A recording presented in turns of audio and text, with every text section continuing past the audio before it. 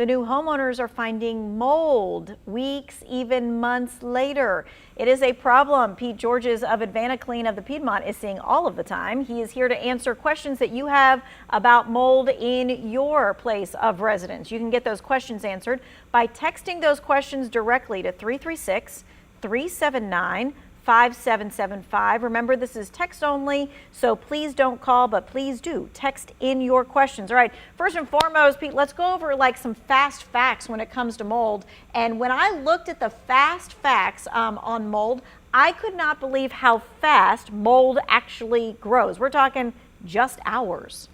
Oh yeah. Hi, Tanya. Thanks for having me. Mold can grow in as quickly as 24 to 48 hours, given it the perfect conditions. Moisture, water, temperature, and a good food source, which is all around us everywhere. You can see visual mold growth begin to occur as early as 48 hours. Okay, and it's all about excessive moisture, and that can really be anywhere. That's right. Moisture control is the utmost importance that you can have in your home or business.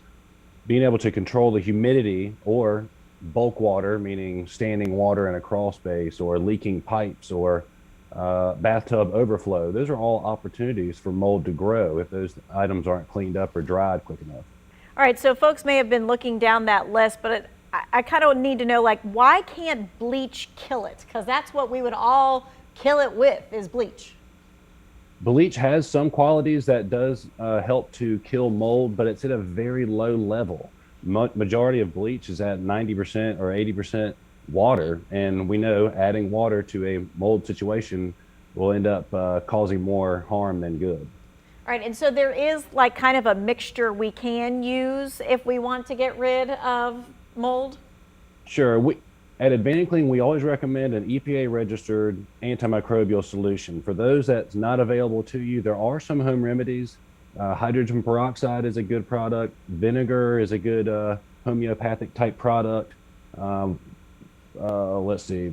I wouldn't recommend mixing those two.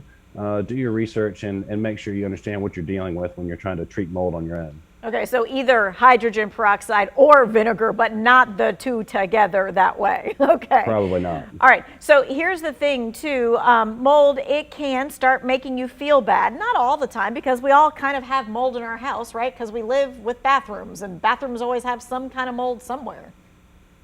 Oftentimes they do. Mold is ubiquitous to our environment. It's everywhere all the time, but in safe levels. Everyone is different. Everyone has different allergies. Everyone has different symptoms.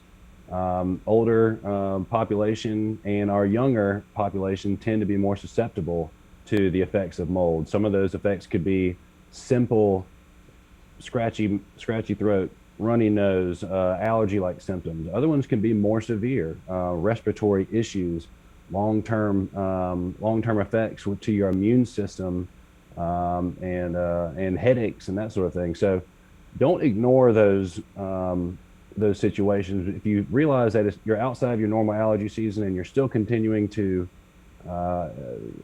feel the effects of those things, you may want to do some further investigation. All right, well, speaking of that, folks either are buying houses or maybe they're seeing after a while in their own apartments or something that mold has come into certain places. And a lot of people say, oh, okay, well, I'll just call the insurance to get them to fix the mold or do the eradication of the mold, because that can be expensive. And insurance does not cover mold. Let's talk about that.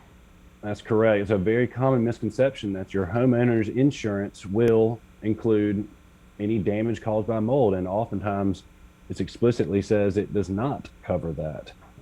If you would need to have a specific mold policy coverage and I would recommend talking to your insurance broker for that. However, water damage can cause mold as a secondary damage, and it can be very expensive if left untreated.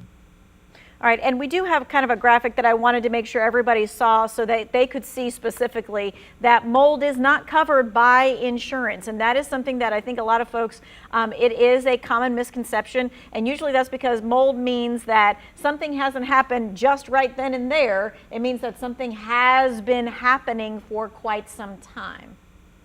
Right, and in the insurance world, mold can oftentimes point towards possible neglect or not mitigating your damages quickly enough, and it's just not, it's not something that they like to talk about. It's a bad word in the insurance world. Yeah, it is. All right. One way to monitor and keep mold away is to see how much humidity we have in the house. And so you have a humidity monitor. What does that even look like? What does it do? Why do we need it?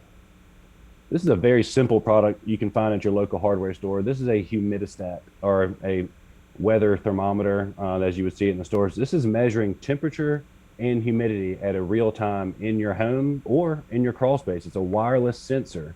So you take the sensor, put it into your crawl space or attic, and then you can use the digital screen here to get real-time readings on the temperature and humidity in your crawl space. And here's a good fact to know: mold can grow at 60% humidity or greater. So check your conditions in your crawl space, use one of these sensors. If you're seeing that the humidity in your crawl space, or other parts of your house for that matter, consistently stay above 60% humidity, there's a very strong likelihood that you're going to have an environment conducive for mold growth.